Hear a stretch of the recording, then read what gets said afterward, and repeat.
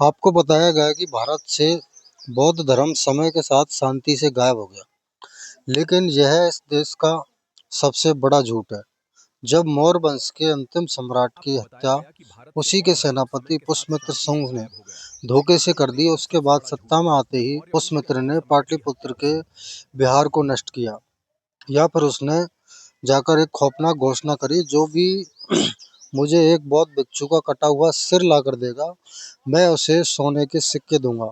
सम्राट अशोक के बनाए हजारों स्तूपों को बेरहमी से तोड़ दिया गया।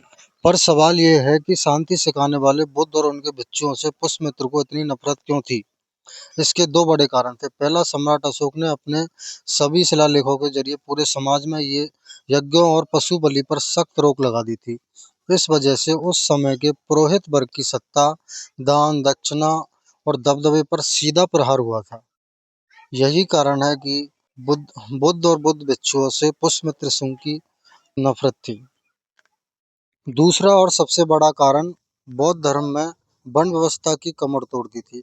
समाज में शूद्रों और आम इंसानों को बराबरी का अधिकार और सम्मान मिल रहा था। जन्म के आधार पर खुद को सबसे श्रेष्ठ मानने वालों की गद्दी हिल चुकी थी। यही कारण है कि डॉक्टर बी.आर. अम्बेडकर ने अपनी किताब revolution and counter revolution in accident India में इसे कोई आम सत्ता परिवर्तन नहीं, बल्कि एक ब्राह्मणवादी क्रांतिकारी कहा है। पुष्यमित्र का लक्ष्य सिर्फ राजा बनने का नहीं था, बल्कि बौद्ध धर्म की समानता वाली विचारधारा को खत्म करके वापस मनवादी और जातिवादी व्यवस्था को थोपना था। बौद्ध भिक्षुओं को अपनी जान बचाकर तिब्बत और चीन जाना पड़ा। भारत में बौद्ध धर्म अपने आप खत्म नहीं हुआ, उसे तलवार के दम पर काटा गया, ताकि आप सब पर फिर से जातिवाद थोपा जा सके। अपने असली इतिहास को पहचानो। और आप इस पर क्या सोचते हैं? अपनी राय कमेंट बॉक्स में जरूर बताएं। धन्यवाद।